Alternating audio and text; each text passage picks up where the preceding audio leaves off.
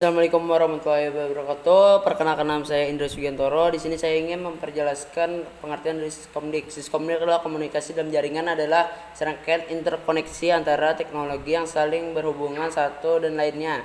Perkembangan teknologi kian pesat dalam setiap hal yang dilakukan oleh tiap orang manusia akan sangat berhubungan dengan yang namanya teknologi. Perkembangan teknologi yang signifikan menjadikan perubahan yang mulai merambah dalam tiap hal yang dijajaki dan diperdalami oleh teknologi. Dan di sini juga saya ingin memperjelaskan tentang logika, Pak. Penjelasan dari logika ini, logika berasal dari kata logos yang bermakna hasil nalar yang diutarakan dalam kata yang dinyatakan dalam bahasa. Logika merupakan salah satu cabang filsafat.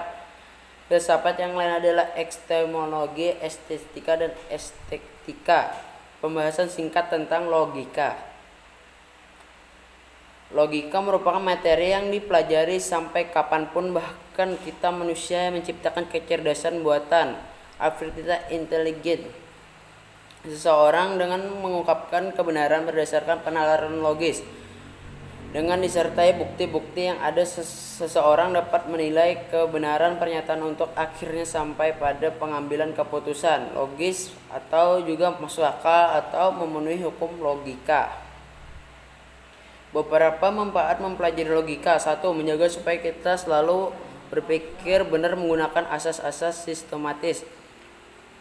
2. Membuat daya pikir menjadi lebih tajam dan menjadikan lebih berkembang. 3. Membuat setiap orang berpikir cermat dan objektif dan efektif berkomunikasi.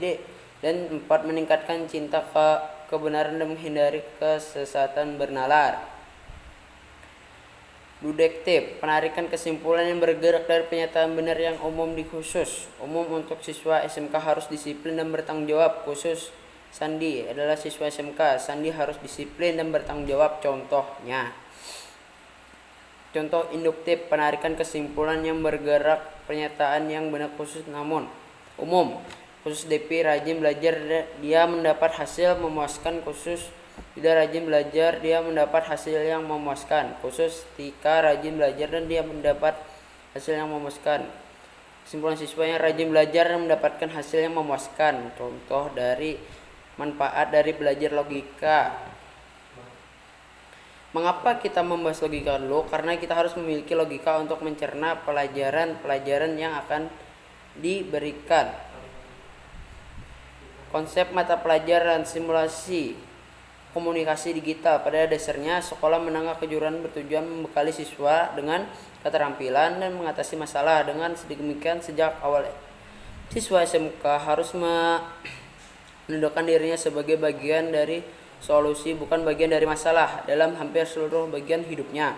Manusia tidak pernah mampu melepaskan diri dari kegiatan berinteraksi dengan manusia lainnya. Hal ini yang terjadi karena manusia adalah makhluk sosial yang harus tetap berhubungan dengan manusia lain. Dan setiap manusia memiliki keterbatasan.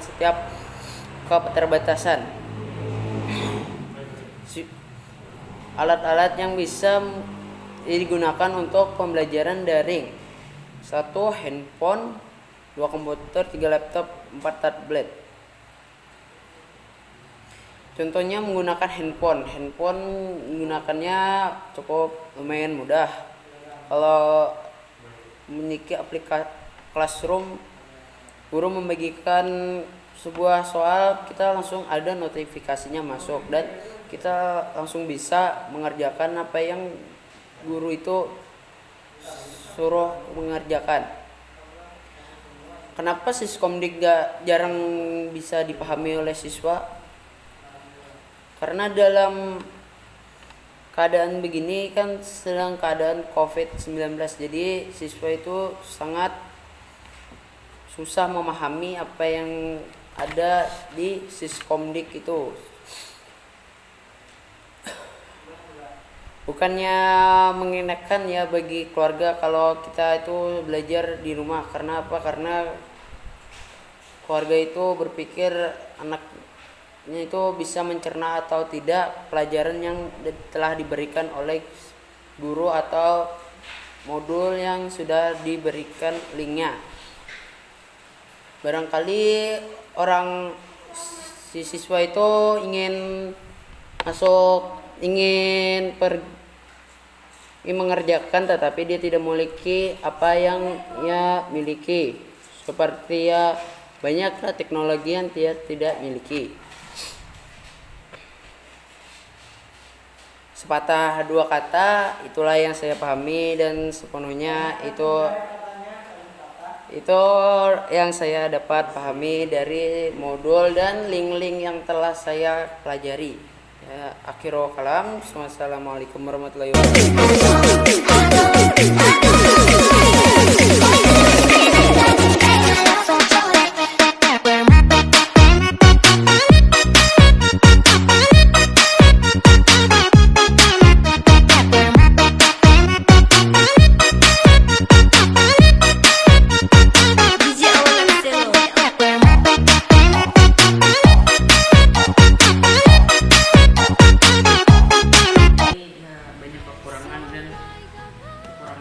banyak, nggak ada kelebihannya.